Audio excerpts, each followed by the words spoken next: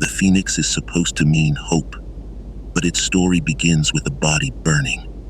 And that should make us suspicious, because the phoenix is not only the bird that rises after fire, it is the story people tell after destruction, when they need the ruins to mean something. And that story can comfort people, but it can also be used against them. The cruelest thing after a fire is not always the fire. Sometimes it is what people call the fire afterward. A city burns, and someone calls it renewal. Names disappear, and someone calls it history moving forward. The dead become the price of a brighter symbol. That is the hidden danger inside the phoenix. Before the phoenix comes back, it has to die. Not quietly, not peacefully. In fire, humans did not imagine rebirth as a clean sunrise. They imagined ash, heat, and a body disappearing into flame. Then, inside the smoke, one golden eye opening again. Why would humans make their most comforting bird burn alive first? Because the phoenix was never just a story about coming back. It was a story that made death look temporary. And that is much more dangerous than hope. To understand why, do not start in the sky.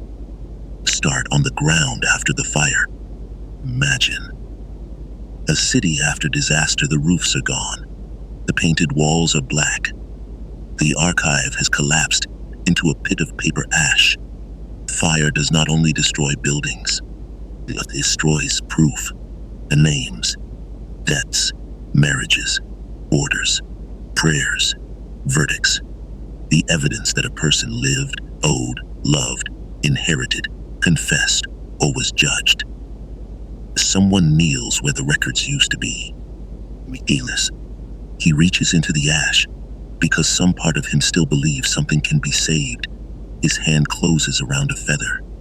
Now black at the edge, gold at the center, still warm.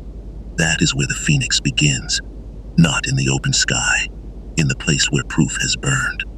Fire was not only beautiful to ancient people. Fire was judgment, accident, war, sacrifice, punishment, purification, a god's appetite, a city's nightmare. It could destroy a house in one night. Naimol, a library, in 1 hour. A harvest in a single wind. It could make a rich man and a beggar stand in the same ash. Time did the same thing, only slower. Burned without flame. A king aged. A city cracked. A family name disappeared. A statue lost a face. It was built to remember. Humans could build walls against enemies. They could build temples against fear. They could bury the dead with names in gold. But they could not stop endings. So they imagined a creature that did not deny the ending. It entered it. The old stories placed the phoenix far away, near Arabia, Egypt, and the city of the sun, Herodotus.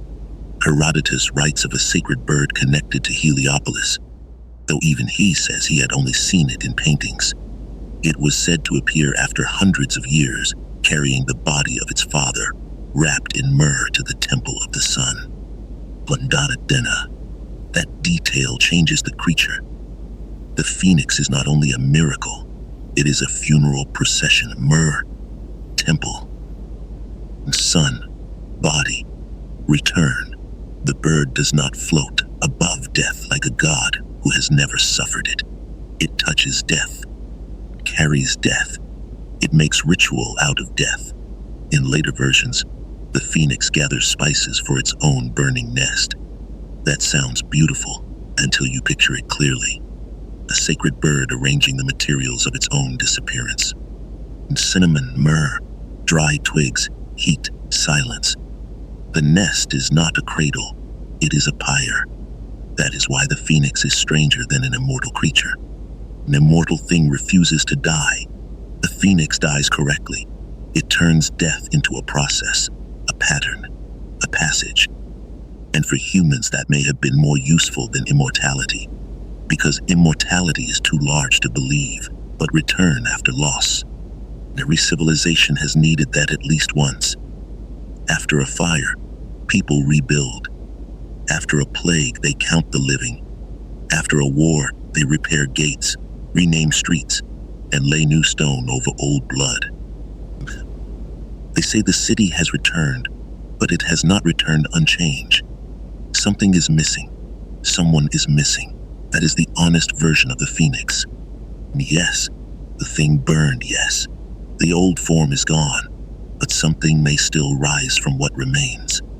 That belief can keep people alive, and that is exactly why it is so dangerous.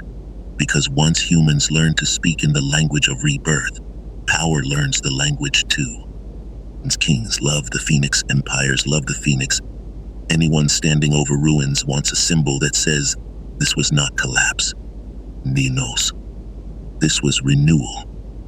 Picture a burned district at the edge of a capital. Survivors are still searching the foundations. The smoke has not left their clothes. Some of them are still looking for bones. But at the city gate, workers are already raising a new banner. Red gold bird with wings of fire. The ruler steps before the crowd and calls the disaster a beginning, not a failure. Ninosat is not a crime, not a warning, a beginning. This is the moment the phoenix becomes dangerous. It can comfort the people who lost everything, but it can also help the powerful rename what happened to them. Burned palace becomes a new age. A broken dynasty becomes restoration. The dead become the price of a brighter symbol. And if anyone asks what was lost, someone points to the bird and says, Naflukas. It has returned. The most frightening part is not the banner. It is what must be erased so the banner can look clean. An old name is scraped from a monument. A new phoenix emblem is carved above it. The stone still remembers the shape of the letters. No, the Stolamata T. But the official story does not. The people are told to celebrate renewal before they have finished mourning. That is not hope. Ne'izet Empard. This is why the phoenix belongs in a channel about monsters of fate. Not because it is evil, not because it hunts people in the dark, but because it reveals a human need so strong that it can become beautiful and cruel at the same time. Need to believe destruction has meaning. The need to believe loss is not only loss. The need to believe the fire did not get the final word. Now this need can save people. It can also be used against them. That is why the phoenix is dangerous. It gives grief wings. Minos. But wings can lift grief or carry it away before anyone has named it. The phoenix does not promise that nothing dies. That would be a lie. Everything dies. Cities die. Names die. Bodies die. Languages die. Even gods can die when no one remembers how to pray to them. The phoenix does not erase that truth. Makes the truth bearable. It gives the ash a shape.